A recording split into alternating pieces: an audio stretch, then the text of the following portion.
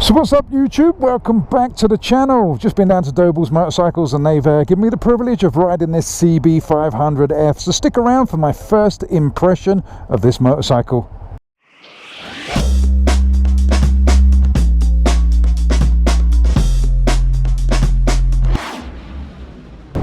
Right, I'm going to take it on my usual test route up here, which is around the little country lanes, which I almost missed. ABS works. So I'm going to take it up here, I'm going to park it up and show you around the bike before I get into the test ride. But let me tell you a little bit about the bike. CB500F, this is a 2017 model. It's based on the 500cc engine that they have in the Honda Rebel. They have it also in the CB500X and the CBR500R. This is the street version, naked version. And it's a parallel twin. I believe it's about 471 actual cc's. I'm not 100% sure of the brake horsepower. I think it's around 46, 47. But we shall see how we get on with it. This is only a quick ride. I've only got it for a short while. So as I said, it's not really a review. It's just a first impression of this bike. And as I seem to say with all Hondas that I get, it's very easy to ride, very easy indeed. And ergonomically, straight off the bat, it's not bad. Considering it's quite a small bike and I'm 6'2", it's very comfortable. The pegs are set slightly further back, so you're more in a sort of like crouch position, but not too extreme. It's very comfortable. I'm getting quite a lot of wind blast, but then I would because it's a naked bike. So let me park up in here and give you a quick look round and tell you a few of the features about it, if I can remember, that is. I seem to get the same parking spot every time. Right, initially that's a bit annoying. The stand is right under the foot peg, but I remember that from my CB500X, but I soon got used to it. Right, so here we have the CB500F, a commuter based bike, but with a much sportier look, a better naked look than the old CB500F. This actually looks really good. Front to rear, it's got 17-inch wheels. I think it's a 160 on the back. As per usual, I've hidden the measurements. So let's go 160 and 120. That's just a guess. Get ready to pause, because I shall put all the specs on the screen now.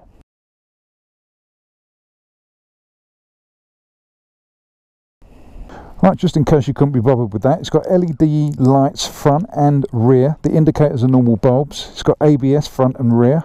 It's got a redesigned exhaust for this year, which looks a lot better than it does normally. I like the bronze and the black on the engine, and the styling, I have to say, of this, considering it's a commuter bike, I think it looks stunning. I mean, this is a cheap bike, but it's really good. It's got adjustable suspension as well for this year, or for this model, which it didn't have before. And this tail piece here is much nicer for this model, so even if you don't want to remove the back end, it still looks okay. Just sort of like tidy up the indicators a bit, because these are huge. But overall, it's a really nice looking bike. I really like this one, and it's only 5,399, something like that. And I believe they're doing £500 off of it at the moment, which is not bad. Let me take my gloves off. I want to see under the seat, but before I do, let's light up the dash. It's the standard one they've got across most of the CB500 range. This one's blue. I think the CB500R is like a grey colour, and the X is yellow or orange. It's got a fuel gauge, rev counter, speedo, trips, which is so it's got odometer, trip A, trip B, miles per gallon, which is as you're going along. Average miles per gallon, this is 51.4 miles per gallon. This is a demo bike, so I'll assume it's been ragged a little bit. 8.8, I don't know what that means, but it's something on there. You'd have to look in the books or do your research to see what that one means. It says a gallon, 8.8, and it's got a clock, of course, and that's about it. Right, so let's have a little look under the seat. This strap's annoying. I'd have to take that off if I bought one. So you've got a little bit of space there, but judging by the dirt in there, it looks like it's not watertight. So I won't put anything of value in there if it's raining, because it's going to get wet. Let me show you the lights.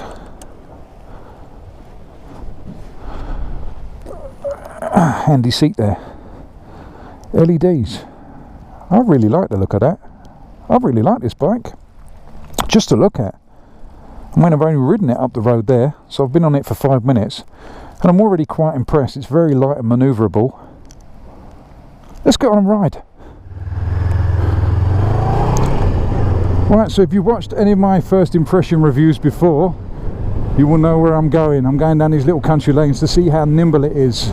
And I will explain in this video, like I explain in most other videos, I'm not going to gun it. This is not a sports bike review. This is not a how fast can it go review. This is a how easy it is to get on with review for commuting and everyday use. Because this is predominantly a beginner's bike or just a commuter bike. That's what I would get it for, is commuting. It is a bit greasy today as well, so that doesn't help when it comes to a review either. But we shall see how we get on with it. I'll tell you what, it really handles quite nicely for a budget bike. Engine is really smooth. It is so smooth. I mean, it hasn't got a lot of power, it hasn't got a lot of shove. It's quite linear, but it's very easy to ride, very easy to manage, even when people are reversing up country lanes towards you. See, and they say 4x4s are for the country, but quite clearly they're not designed to fit down these roads. So why people drive up here in these sort of cars, I do not believe. Oh, I mean, look, I mean, come on, one of you back up.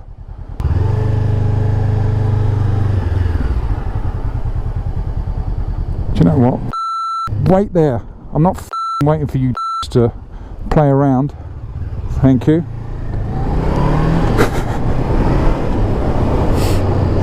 There you go, that's the beauty of a motorcycle.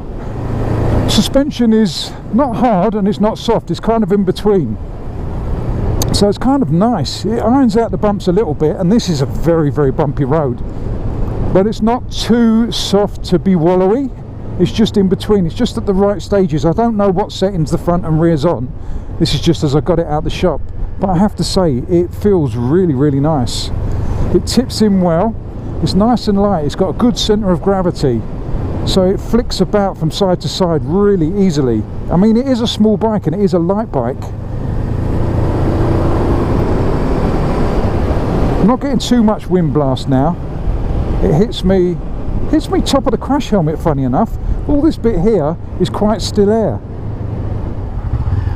I think I need to find a fuel station, because I'm not sure how much fuel that flashing light gives me, and I don't want to run out of juice anywhere. So I'm going to go off and find a fuel station and just put a few quid's worth in, and it'll give me a little bit more confidence for the rest of the ride. However, I have no idea where I'm going now. Again, this bike could do with a gear indicator. It's designed for beginners or people coming back to the market, and a gear indicator is a brilliant thing to have. I never thought I'd like them until I owned a bike with a gear indicator, and now I find them absolutely fantastic. The seat has got enough room that I can move backwards and forwards, so I've got some flexibility in the ergonomics of how I sit, which I find very comfortable. I like that in a bike, so if you get uncomfortable you can just shuffle around a bit. So I believe a bike should always have shuffle room, and this bike certainly has that, which makes it great for me. My legs are bent, but they're not uncomfortable. But that little tiny bit of shuffle room makes all the difference. It means when your legs do get tired in a certain position, you can just shuffle backwards and forwards, and it makes it better for a longer ride. Really easy bike to ride. I have to reiterate that. But then I seem to say that a lot about Hondas. Really easy bike to ride. Most Japanese bikes, to be honest, are really easy bikes to ride. To be honest, most bikes are really easy to ride if you can ride a bike. I could obviously flat foot both sides. My legs aren't even straight now. If I was to straighten my legs, I'd be standing up in the air because the seat is not that high. I keep missing the gear shift because it's very small, and I'm not used to that. I'm used to the Africa Twin, where it's quite a chunky gear shift. So I keep missing that, but that won't take long to get used to. I mean, it is so light and manoeuvrable. It's fantastic. This is one of those bikes that's classed as a commuter. But you know what, you could live with it every day and have fun on it. You can go out at the weekends and have a play. It's not the most electrifying when it comes to pace, but you can really have some fun on it. You can keep up the corner speed and have a right giggle. Here we go, petrol station. So what I'm going to do is pop in a petrol station, put some juice in it, then head back to my usual test route and take it down there.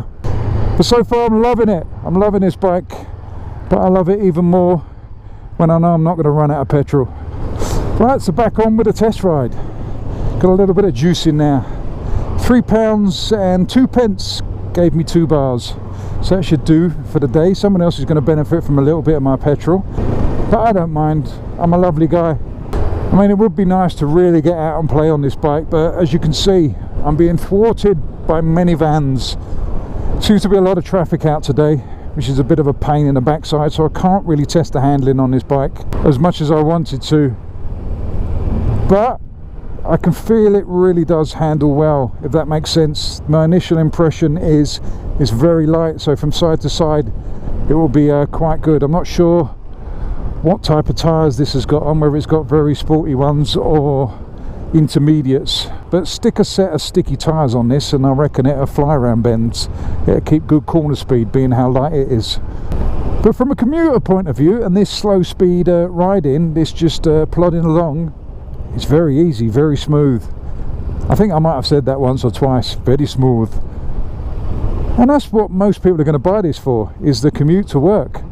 It just happens to look sporty. It's not really a sporty bike. It just looks good. It really does look good.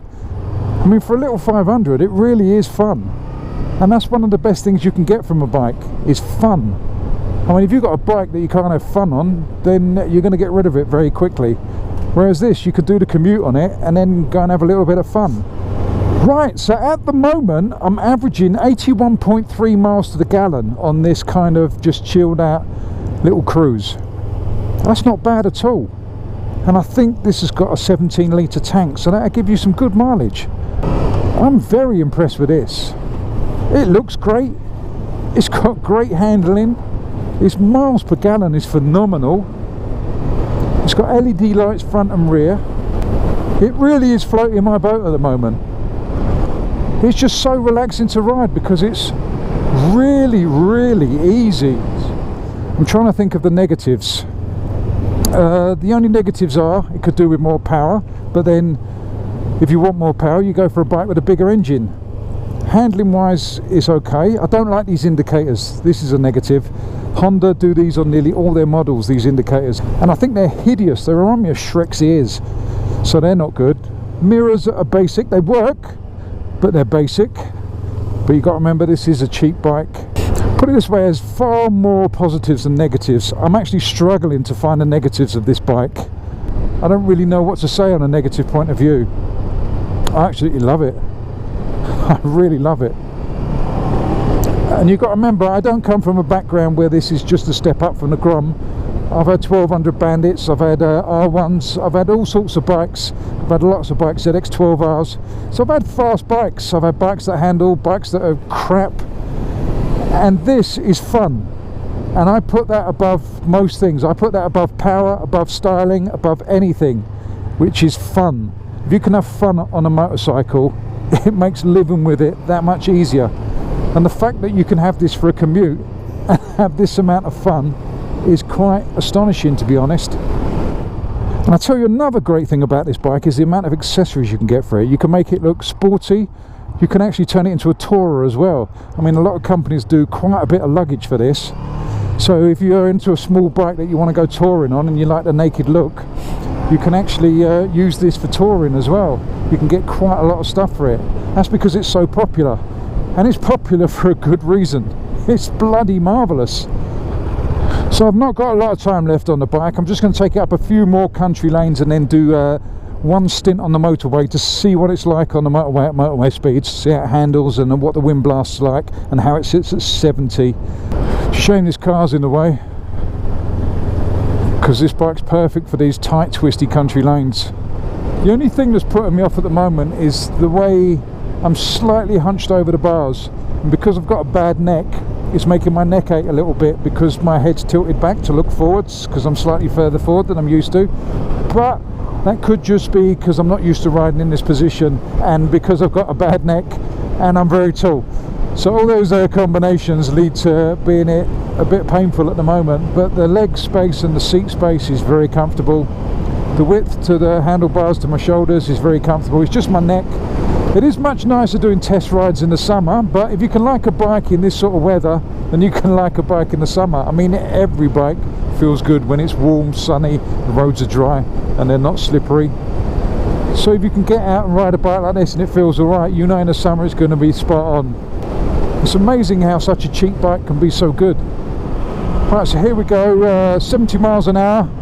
Not too bad, to be honest, not too bad. You can feel the wind, obviously, it's a naked bike, but it's a pure wind. It's not a buffeting wind like you get with a small screen or a screen that's not adequate. You don't get sort of like thumping in the face. You get quite a smooth air. It does hold you back a little bit and you can feel the pressure on your chest, but I'm quite a wide guy, so I'm kind of like a sail. Let's change down because I need to go around these two.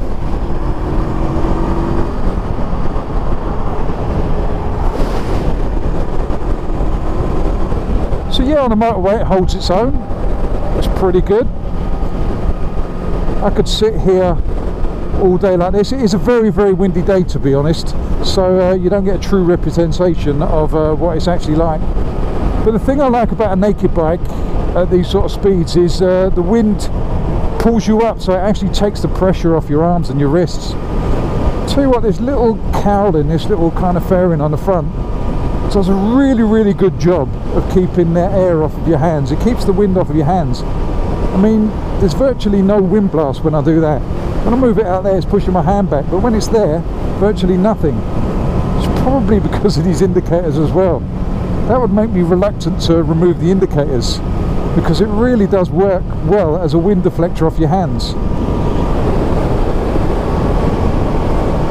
Right, so that kind of brings us to the end of this little first impression test ride of the CB500F. And in conclusion, would I buy one of these? Most certainly I would. I have to say, this has been one of the most impressive bikes I've ridden for the money in years. It's fantastic. It is a fantastic little bike. Good miles per gallon. It looks fantastic. It handles great. And it's not expensive. It's a really good, everyday, cheap bike to own and keep. As a commuter, it will be near enough spot on perfect. I can't think of anything I would fault about this bike. Not for the money. I mean, obviously you can fault power and you can fault certain little touches, but I can't fault the fit and finish and power and everything, because I know it's a 500 and I know the price. So Honda, you have got this one absolutely spot on. So on that note, I shall bid you farewell. You know I love you all. Subscribe to my channel. Tell all your friends to subscribe to my channel. Tell everyone in the world to subscribe to my channel. I need more subscribers. I'm not too proud to beg. I need those subscribers. So once again, thank you very much for watching. Really appreciate it. Love you all. Stay safe. Click that like button. Fish out. Get all your bags, get out my house. I don't want your stuff around. I never did you wrong, but you did me wrong. So go ahead, get gone. Get all your bags, get out my house. I don't want your stuff around. I never did you wrong, but you did me wrong. So go ahead and get gone.